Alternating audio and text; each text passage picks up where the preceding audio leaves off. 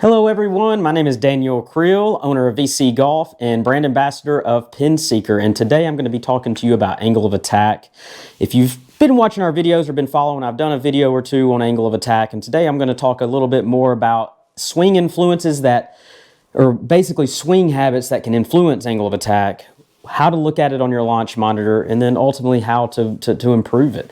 And I'm going to analyze my own swing, which is going to be really neat. So if you have cameras or access to cameras, this is going to be really helpful. So a lot of people with their simulators have cameras already built in, but if you just use your cell phone, hey, that is sufficient enough. And I encourage you to know your swing and know what it looks like. Too many people come into my bay and say, I haven't seen my swing in 2 years with an instructor, or I haven't seen my swing in 2 years, 3 years on camera.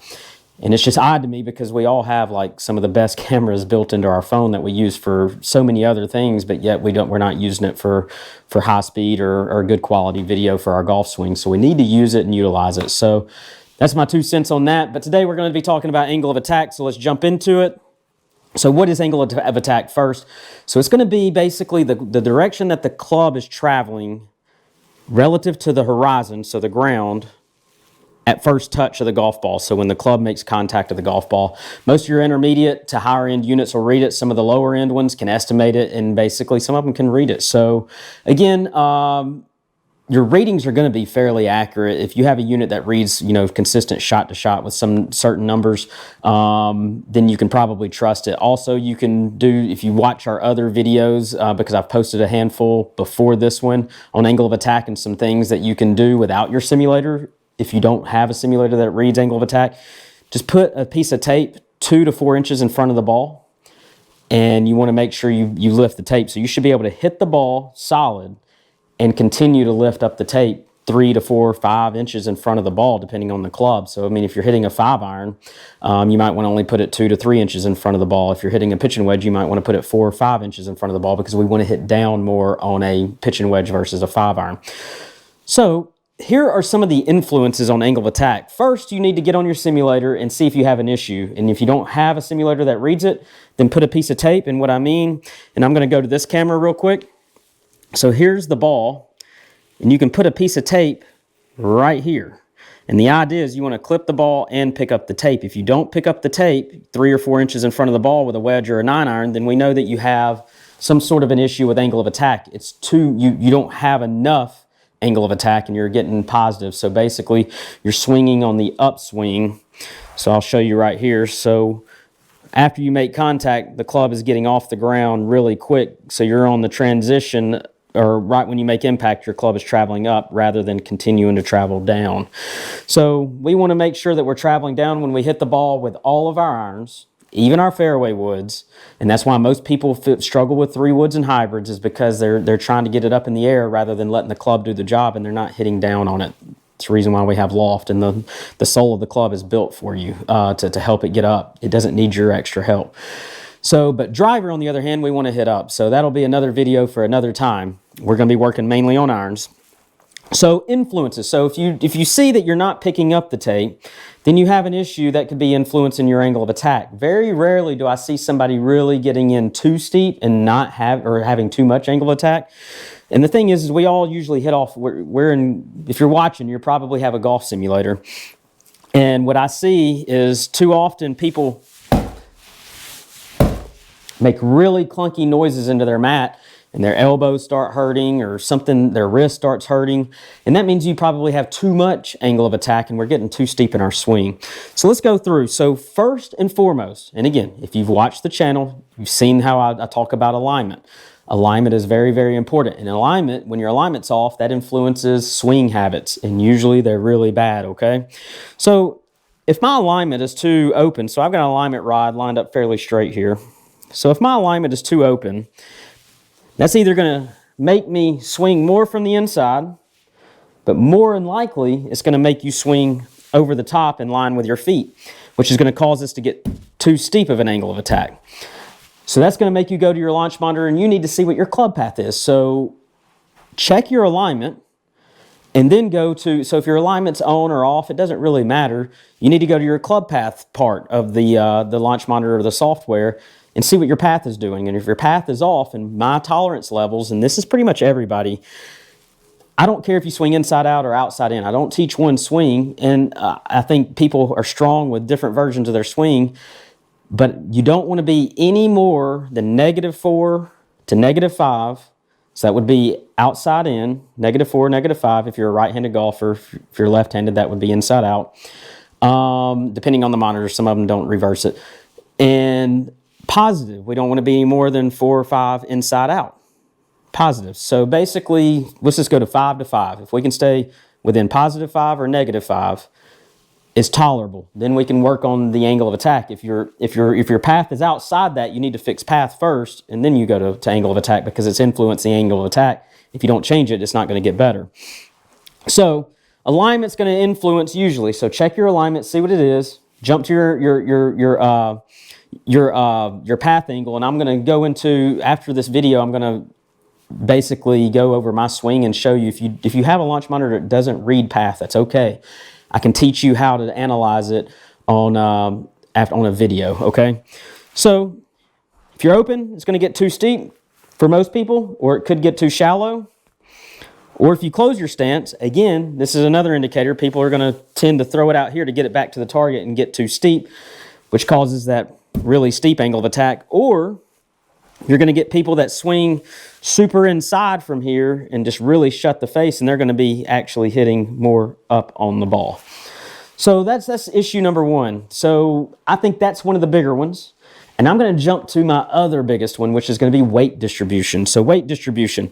Too many people I see, and I'll look at you here, is people stay on their back foot and basically hit up on the ball to try to help it up. Most golfers hit way more bad shots. Actually, I'll go ahead and tell you, all golfers hit more bad shots than good shots. It's just how good your bad shots are. That's really the ultimate goal. So when you hit a lot of bad shots, we tend to start swinging and guiding and trying to help the ball to our destination. So to the end goal, to the green, to the fairway, whatever it is. And most golfers hit it too low, and they hit it thin and they hit it fat. So they think by staying down longer and getting more weight here, that's going to help the ball get up. And if you time it right, it does help the ball get up, but it's going to be very inefficient, okay? It causes very unsolid contact, and again, it causes us to have positive angle of attack, which again, the club is traveling up, so you're going to either hit it fat or thin. It can cause both. So we want to make sure we're getting to our lead side, okay? So if you feel like that you're not getting to your lead side, I would recommend that you go to a golf instructor that has a pressure mat of some sort. There are little pressure plates. You can buy them for like $80. And I'll demonstrate one of those later once I get to my outdoor bay when I analyze my swing. So I'm going to jump off here in a minute and do that. But you can see a pressure plate that's going to tell you where your weight is throughout your swing. So we need to know where your weight is. I say when you're throwing a ball, you get on your lead side and you get off your back foot every time when you throw a ball. If you throw off your back foot, the ball's not going to get to where you're trying to throw it to. So it's just like golf. You want to throw and you want to be off your lead foot.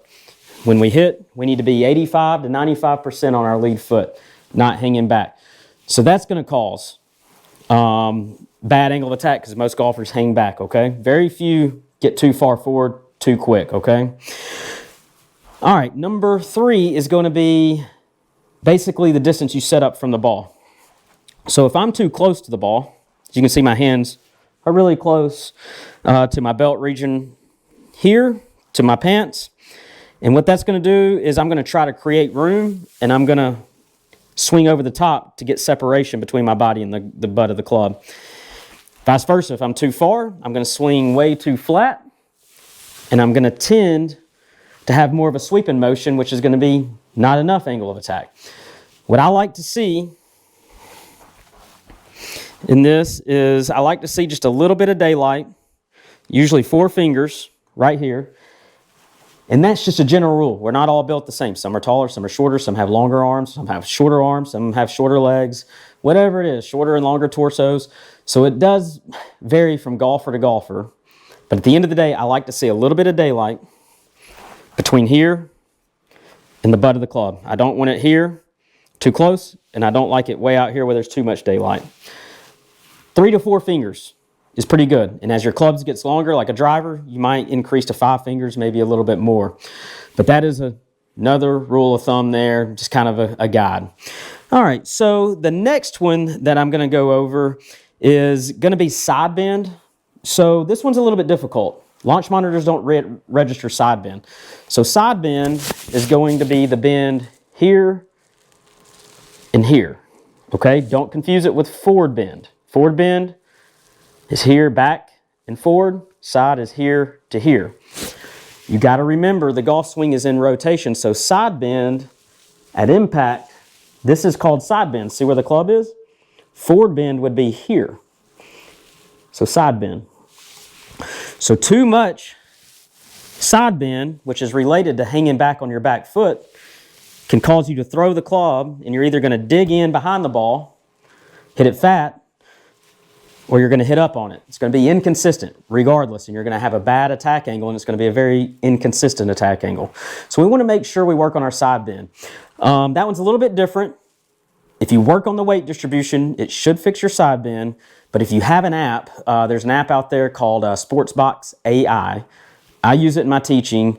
They have one for students, and again, it's a monthly fee, but it actually quantifies the body movements, and side bend is one of them.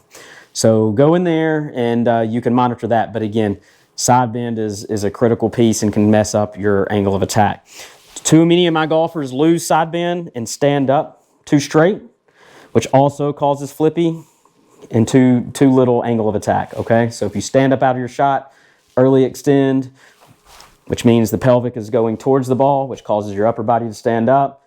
You lose your side bend, you're going to have a positive. So again, they're all tied together. But again, if you work on weight distribution and your club path, that should help your side bend, okay? So those are my big players that are influence the angle of attack. So what I'm going to do now is I'm actually packing up.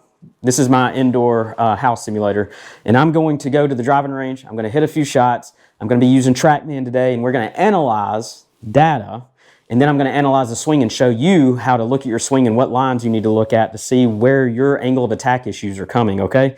So I will see you guys in a minute. All right, guys, I'm going to go over some of this data.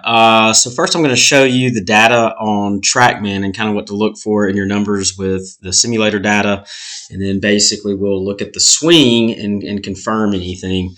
So here we are. So you can see I took 3 shots, and I was hitting with a gap wedge, a 50 degree. It may have been a 48 degree. I think it's a 50 degree wedge. And the first swing I did, I purposely swung a little bit steep. And so if you recall, some of the things that can cause poor angle of attack is going to be things like alignment, which is probably the most common, because if you have poor alignment, you're going to change your swing, you know, the path, the angle of attack, and you're going to compensate for that bad alignment. Then you got another common one, which is going to be weight distribution, and then you got some side bend, which side bend can be related to weight distribution. And so let's just jump into it. Let's see here. So on club path, you can see, so I normally swing inside out around 3 degrees. So me getting a little bit steep here, and you can see that angle of attack is 5.6. That's actually not terrible, but for me, that's fairly steep. So I do want to remind you, angle of attack does change club to club. You can research it online. We'll post some numbers up on this video, but your angle of attack does change club to club, and I recommend that most amateur golfers follow the LPGA numbers versus the men. I see that our numbers, just amateurs, align a lot better with the LPGA, so those are kind of the goals and benchmarks that I set for all my students.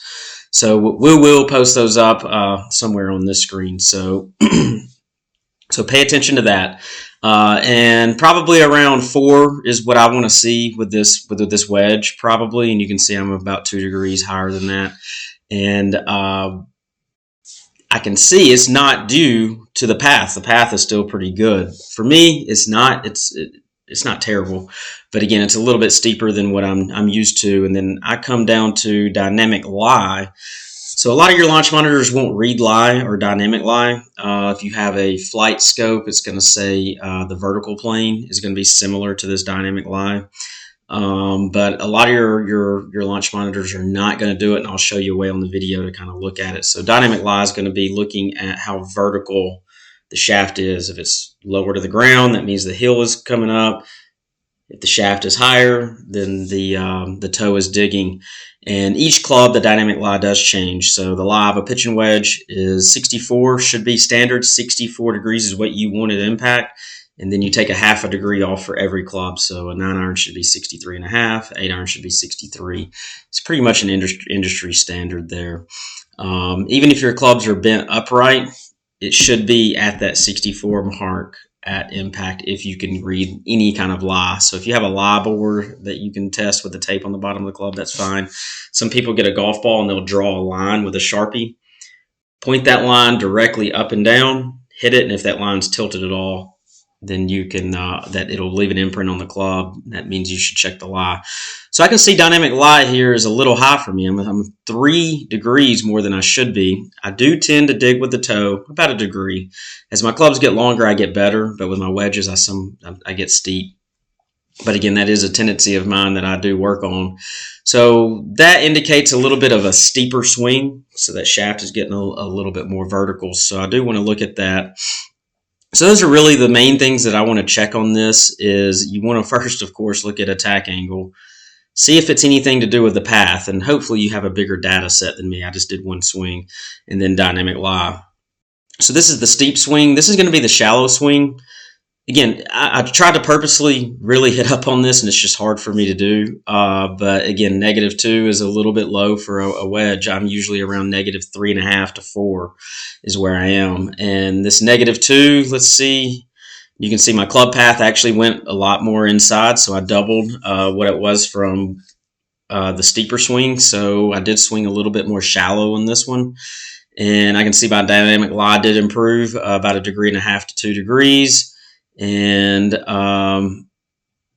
yeah, so those are the 3 numbers I'm looking at, but none of these really stick out to me to say, hey, this is exactly what you're doing to have, either a steep angle of attack or a shallow angle of attack. And now I'm going to go to my better swing, and this one was a better angle of attack. It gets around my average 3.5. You see my club path drop just a little bit. This is about where I hover. 2 to 3 on path. Attack angle is just right there. And then dynamic lie, again, a little steeper than I want. But all in all, there's nothing sticking out on the data. So this is the things that I want you to look at. Attack angle, club path, lie if you can. And if you can't look at lie, I'm going to show you how to check that out here in just a sec. So I'm going to pull up a video. And I'm going to show you the one that I got steep on first. So if you remember, our causes for poor angle of attack can be, first you want to check alignment. You also want to look at club path. You also want to look at weight distribution, and you can look at side bend, and then also the distance you are from the ball, okay? So first I'm going to just check my distance to the ball. So I'm a little close. So you can see I don't have much room between my hands and my body. So that's going to cause my hands usually to drift away from the body. So more away on the downswing to create room because I'm getting jammed up in here. So that could be a reason why I'm getting steep, because all in all, my alignment, you can see, I'm going to show you my target. So here's my target. You can see I'm lined up left, which is another cause of that could be why I swing a little bit steep on it, is because I'm open. I will say, I don't want to get into it too much in this video, but typically with your wedges, you want to be open to the target. And as you get to your longer clubs, you want to start squaring up. And then eventually with your driver, you want to be lined up a little bit right. And if you want a little bit more information on that, research the Ben Hogan book. And this is called the D plane and just how that works. So basically, where your impact position is in the ball relevant to your feet and alignment, you should keep very straight shots. So I don't think that's the cause here, but again, check your alignment. I want you to play around with it. So distance to the ball is really standing out to me here now that I'm talking to you guys about it. So I'm going to go back and look at that, and maybe I can improve on my setup. But as far as my setup goes, it looks good, but I don't have much space.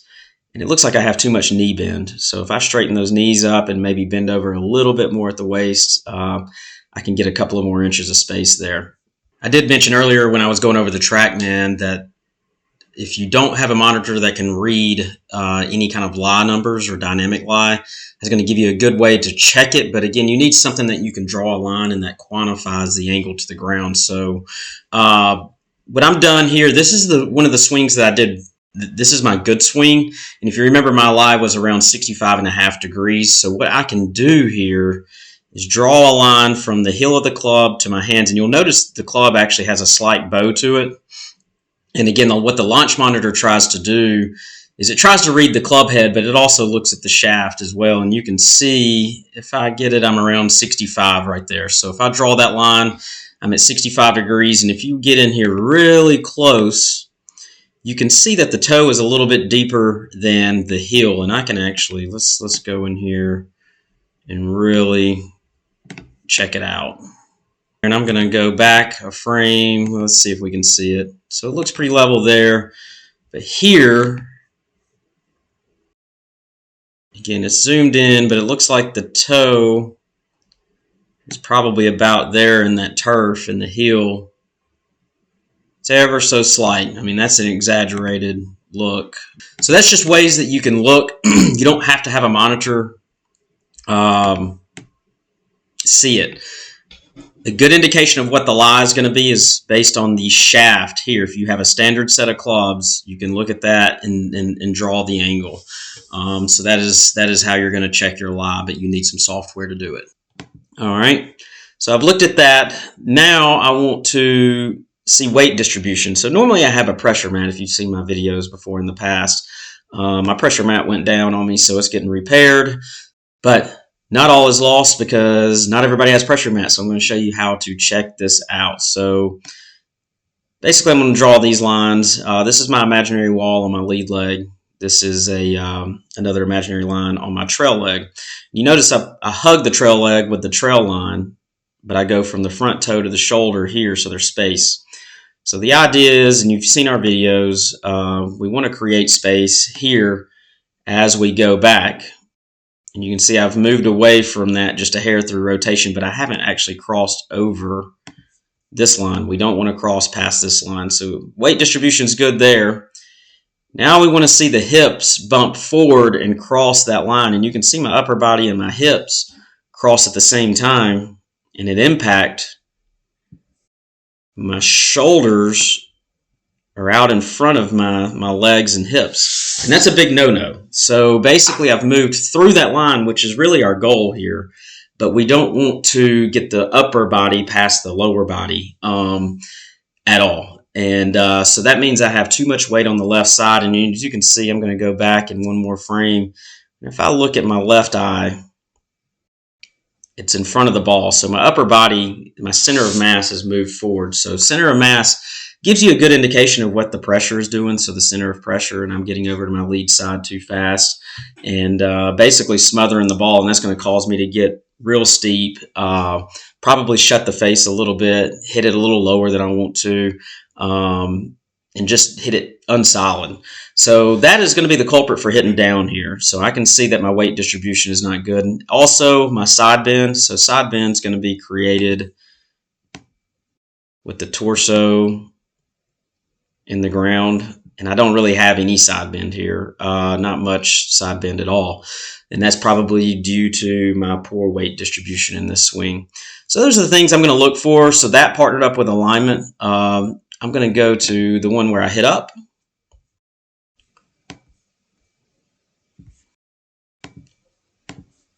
I'm going to draw the same lines. I'm just going to draw the lead line because that's really what I'm looking at. And you'll notice my leg breaks, but my hips, so right here, does not break.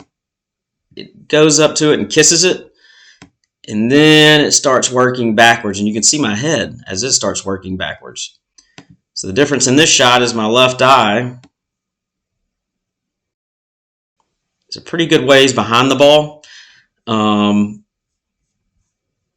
And then also my upper arm never crossed the line, and with a wedge in the hands, you definitely want to get across that line. Pretty much with any irons, you want to get across that line with the upper body, but the key is we just don't want to pass this lower knee section or the hips. You can see how I stay away from this line. So another thing on here is generally when I see golfers, that weight starts moving forward, I can see it in the hips. Then right there, I'm going to see a little bit of a hiccup, and I'm going to start seeing a slow movement in the center of pressure back to that back foot, because look at that upper body moving back. So we've got the weight moving to my back foot with my upper body. My lower body's kind of stuck and stagnant, but the club is basically maintaining this, going towards the target. So I'm going to hit way up on it as I keep leaning back. So a lot of conflicting moves there, but again, it's weight distribution. And again, remind you guys, it's usually weight distribution or alignment in these things, okay? So I'm just showing you how to check these things. All right, and then I'm going to go to a hit good, kind of what you want to see.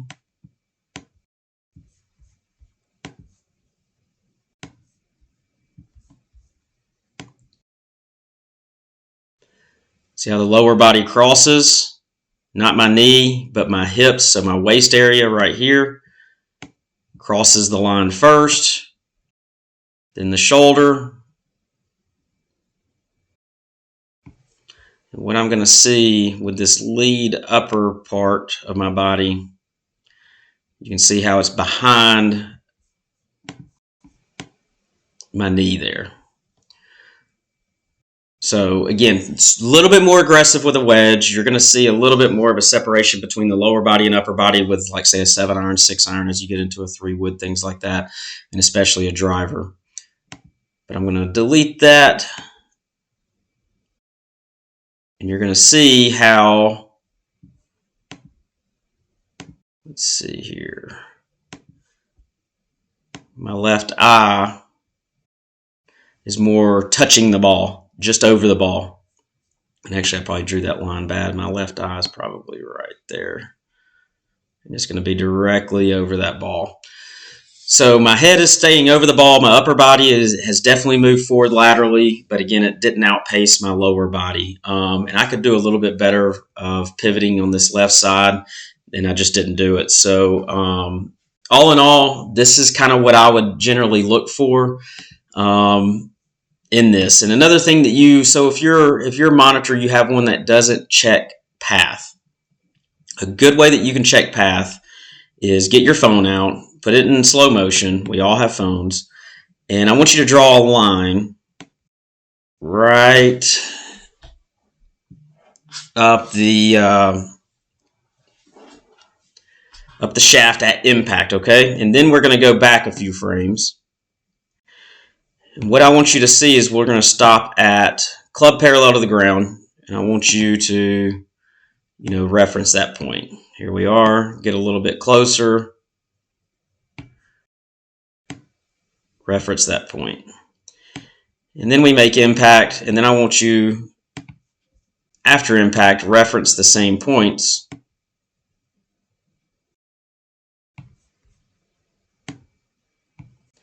And you can see how I was below the line here and above the line here, which signifies a inside-out path. If your club stays on the line here and on the line on the follow-through, that signifies a fairly down the line path, okay? But if on the downswing, you're anywhere on this side of the line, and then on the follow-through, you're underneath the line, that's going to signify an over the top. So if you don't quantify it with your launch monitor, then check it with your video, okay? Again, I'm going to tell you most of the time it's going to be alignment or weight distribution. And due to poor alignment and weight distribution, you're going to have a path issue. So they all tie together, but it's good that you can go in, you can swing with your phone or any cameras in your launch monitor, but you can not only quantify it with your launch monitor, but you can go in here with your phone, video it, and then see it, and then also just track your progress. That's what's good about this. So correlate what your swing looks like visually with the launch monitor software, and you're just going to speed up your improvement significantly.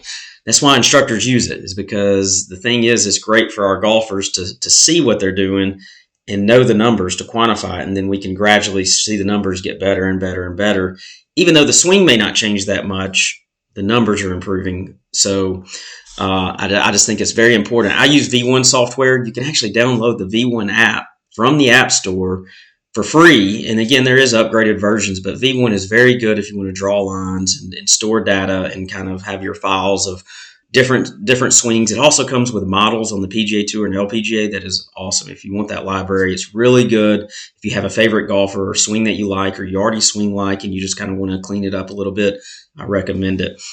But that's it that I have for Angle of Attack today. Thank you guys for tuning in. I hope this gives you a clearer understanding. And most of all, I want you to understand data points on a launch monitor. Yeah, they just focus on one area, but typically that area is tied to a lot more data points that need to improve to focus on that one, if that makes sense. So take all this new knowledge to your simulator and practice, okay, guys? If you like the video, make sure you hit like and subscribe. Make sure you turn on your alerts because we're pumping out content every week. And we just want to thank you guys for tuning in. Until next time, happy pin seeking.